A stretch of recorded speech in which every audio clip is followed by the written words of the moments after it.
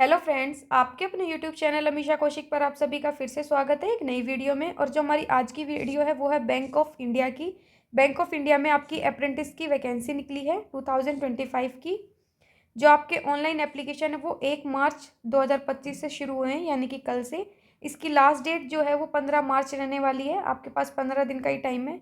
जो भी इसमें क्वालिफिकेशन और एज का क्राइटेरिया फिक्स किया गया है वो 1/1/2025 यानी कि 1 जनवरी तक आपने उस एज के हो चुके हो और आपने उस 1 तारीख तक अपनी क्वालिफिकेशन को कंप्लीट कर लिया है, तो ये आप अप्लाई कर सकते हो। जो ऑनलाइन एग्जामिनेशन की डेट है वो आपको बता दी जाएगी। उसके बाद ये आपकी ट्रेनिंग सीट्स हैं, जिसमें आपका स्टेट, जोन और कैटेगरी वाइज आपकी वैकेंसी बताई हुई है। जैसे सबसे पहले यहाँ पे बिहार है, उसमें मुजफ्फरनगर और सिवान। एससी में 1 और 3, एसटी में कोई वैकेंसी नहीं है। ओबीसी में 2 और 5, ईडब्ल्यूएस में मुजफ्फरनगर में 2 है, सिवान में 1 भी नहीं। जनरल में 5 और 11, यानी कि टोटल 10 और 19 है। HI 1 और आपकी ID 1। इस तरह से आपको सभी स्टेट की वैकेंसी बताई हुई है। दिल्ली में जैसे नई दिल्ली में है, इसमें ओबीसी की 1 और जनरल की 5, टोटल 6 वैकेंसी है आपकी। गुजरात में 3 जोन में है, अहमदाबाद, राजकोट, वडोदरा, झारखंड, कर्नाटका, केरला, मध्य प्रदेश। तो आप जिस भी स्टेट से अप्लाई करते हो आप वहाँ पे अपनी वैकेंसी चेक कर लीजिए, उसके बाद ही आप अप्लाई करिए। इस देखिए टोटल आपकी एससी में 52 है, एसटी में 40, ओबीसी में 81, ईडब्ल्यूएस में 32, जनरल में 195। टोटल आपकी 400 वैकेंसी है। 4 आपकी पीडब्ल्यूडी की वैकेंसीज हैं। यहाँ पे मेंशन किया हुआ है नोट में कि एक सेकंड सॉरी, यहाँ पे आपको मेंशन किया गया है कि जो कैंडिडेट है वो अप्लाई कर सकता है 1 स्टेट से, 1 जोन से, with in that state only. जिस भी आप स्टेट से भर रहे हो वहाँ पे आप एक ही जोन में अप्लाई कर सकते हो।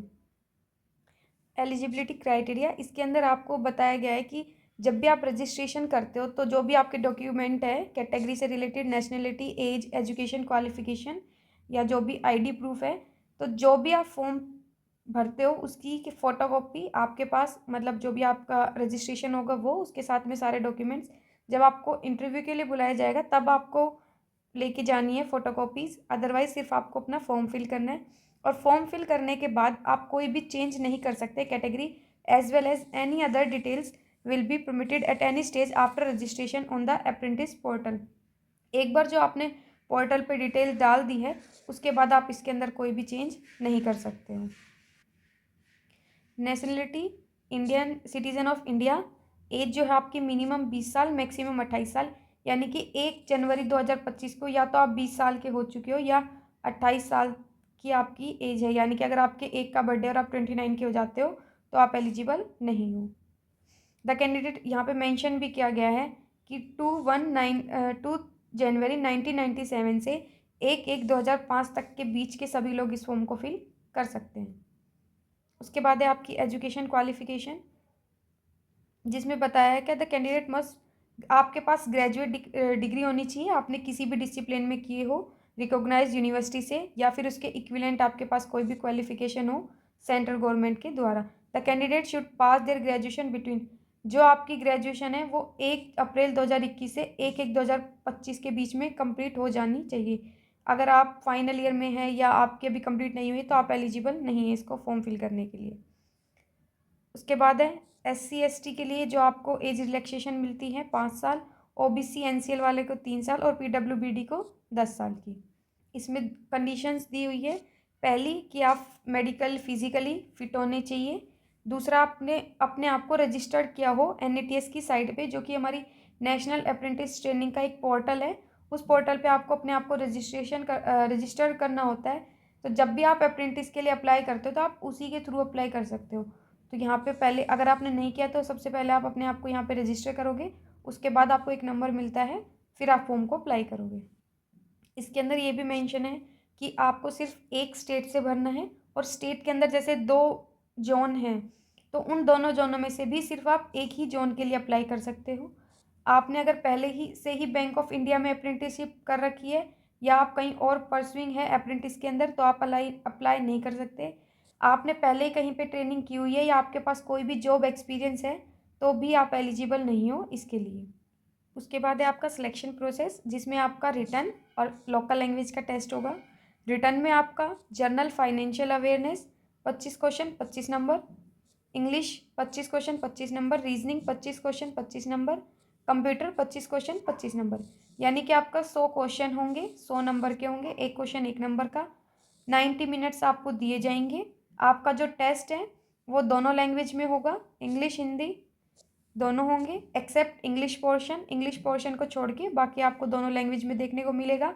और इसमें जो आपका इंग्लिश का एग्ज़ाम है, सब्जेक्ट है, ये सिर्फ आपका क्वालिफाइंग नेचर का है। इसमें आपको सिर्फ क्वालिफाई करना है। बाकी जो आपके तीनों सब्जेक्ट है, जनरल फाइनेंशियल अवेयरनेस, रीजनिंग और कंप्यूटर, इन तीनों के बेस पे ही आपकी मेरिट लिस्ट बनेगी, जो कि डिसाइड की जाएगी। जो भी मिनिमम क्वालिफाइंग मार्क्स होंगे बैंक के द्वारा डिसाइड किए जाएंगे। जो भी आपका क्वालिफाइंग मार्क्स हैं जनरल EWS कैटेगरी के, तो इसमें बता रखा है जो लोग SC ST OBC PWD से बिलोंग करते हैं उनको रिलैक्सेशन मिलेगा 5% मार्क्स का। उसके बाद है आपका लोकल लैंग्वेज। तो इसके अंदर बता रखा है कि जिस भी स्टेट से आप अप्लाई करते हो उस लोकल लैंग्वेज को आपको पढ़ना, लिखना और बोलना आना चाहिए कि आप समझ सको। मान लो आपने गुजरात से अप्लाई किया तो वहाँ की जो लोकल लैंग्वेज है वो गुजराती हो गई, या आप किसी अदर स्टेट से अप्लाई कर रहे हो तो जो वो उसकी लोकल लैंग्वेज है वो आपको लिखनी, राइट करनी और पढ़नी आनी चाहिए, और सामने वाला बोल रहा है तो आप उसको समझ सके। अगर आपने 10th 12th में जो भी आपकी मार्कशीट है उसमें आपकी लोकल लैंग्वेज है, आपने पढ़ी है, तो आपको ये टेस्ट देने की ज़रूरत नहीं है। लेकिन कई बार क्या होता है कि मान लो मैं हरियाणा से बिलोंग करती हूँ और मैंने अप्लाई किया तमिलनाडु साइड से, चेन्नई से कर दिया या वेस्ट बंगाल से कर दिया, तो जो वहाँ की लोकल लैंग्वेज है वो अलग होती है। अब मैं वहाँ ना मैंने अपनी स्टडीज़ में उस चीज़ को पढ़ा होता है, इसीलिए मेरा लैंग्वेज टेस्ट लिया जाता है। और अगर मैं लैंग्वेज टेस्ट में फ़ेल हो जाती हूँ तो मैं एलिजिबल नहीं हूँ इस अप्रेंटिस के लिए अप्लाई करने के लिए। इसलिए अगर आप किसी अदर स्टेट से भरते हो फॉर्म तो आपको वहाँ की लोकल लैंग्वेज आनी ज़रूरी है। अगर 10th 12th में, जैसे मैं हरियाणा से हूँ तो हरियाणा में हिंदी बोली जाती है लोकल लैंग्वेज के उस पर, तो अगर मैंने 10th 12th में हिंदी पढ़ रखी है तो मुझे लोकल लैंग्वेज टेस्ट देने की कोई भी ज़रूरत नहीं है। तो ये इस तरह से है। टोटल स्टाइपेंड जो आपको मिलता है वो 12,000 का मिलता है। बैंक आपको 7500 देता है और गवर्नमेंट 4500। टोटल आपके 12,000 रुपये मिलते हैं इस तरह से।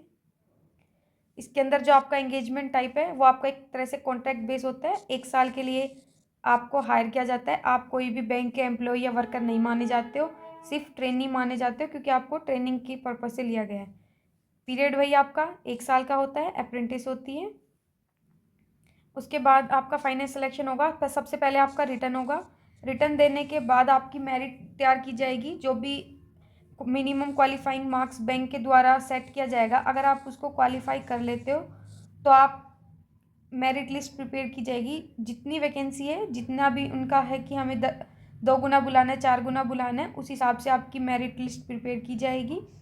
देखा जाएगा जब भी आप रिटर्न एग्ज़ाम दे लोगे, आपने बैंक की जो मिनिमम क्वालिफाइंग थी उसको क्वालिफाई कर लिया है, तो आपका लोकल लैंग्वेज का टेस्ट और आपका डॉक्यूमेंट वेरिफिकेशन किया जाएगा। देन उसके बाद एक स्टेट वाइज कैटेगरी वाइज आपकी वैकेंसी मेरिट लिस्ट प्रिपेयर की जाएगी। अगर आपका उसमें नाम आता है तो आपको ज्वाइनिंग दे दी जाएगी। अगर आप सारे डॉक्यूमेंट्स आपके सही हैं, आप मेडिकली फिट हैं, तो अगर सेम कैंडिडेट है, मतलब एक कैंडिडेट है जिनकी जो मार्क्स वगैरह वो बिल्कुल सेम है, तो उसके बाद देखा जाएगा कि उसकी डेट ऑफ बर्थ क्या है। जैसे यहाँ पे देखो मेंशन किया है कि अगर किसी के भी ऑनलाइन एग्जाम में इक्वल मार्क्स आते हैं तो जो उसकी मेरिट होगी वो उसकी डेट ऑफ बर्थ बेसिस पे होगी। Senior by age will be place higher in the merit list. यहाँ पे आपको सारी डिटेल बताई हुई है कि जब आपका सिलेक्शन हो जाता है तो आपको कौन कौन से डॉक्यूमेंट्स लेके जाने हैं। BFSI SSC 10th की मार्कशीट, क्योंकि उसी पे हम जो भी डेट ऑफ बर्थ का प्रूफ होता है मेनली 10th की क्लास की मार्कशीट को ही माना जाता है। आधार कार्ड, जितनी भी आपकी मार्कशीट एजुकेशन क्वालिफिकेशन की, वो अगर आप किसी कास्ट से अप्लाई करते हो, मान लो OBC SC ST से करते हो, तो आपके सारे डॉक्यूमेंट्स होने चाहिए। EWS से अप्लाई करें तो EWS का सर्टिफिकेट होना चाहिए, उसी का मतलब उसी फाइनेंशियल ईयर का। अगर PWD से अप्लाई करते हो तो आपको उसका भी आपका प्रॉपर डॉक्यूमेंट होना चाहिए। बाकी जो भी अदर रिलेटेड डॉक्यूमेंट्स हैं वो सारे। अप्लाई कैसे करना है मैंने आपको बताया था। 1 तारीख से 15 तारीख तक आप अप्लाई कर सकते हो।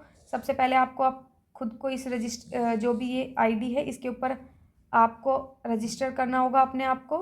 जितनी भी डिटेल्स है वो सब इसके ऊपर डालनी होगी। मोबाइल नंबर, ईमेल आईडी, जो भी आपका डॉक्यूमेंट दोगे वो सब डाल के आप अपना आईडी यहाँ पे लॉगिन करेंगे, पासवर्ड बनाएंगे।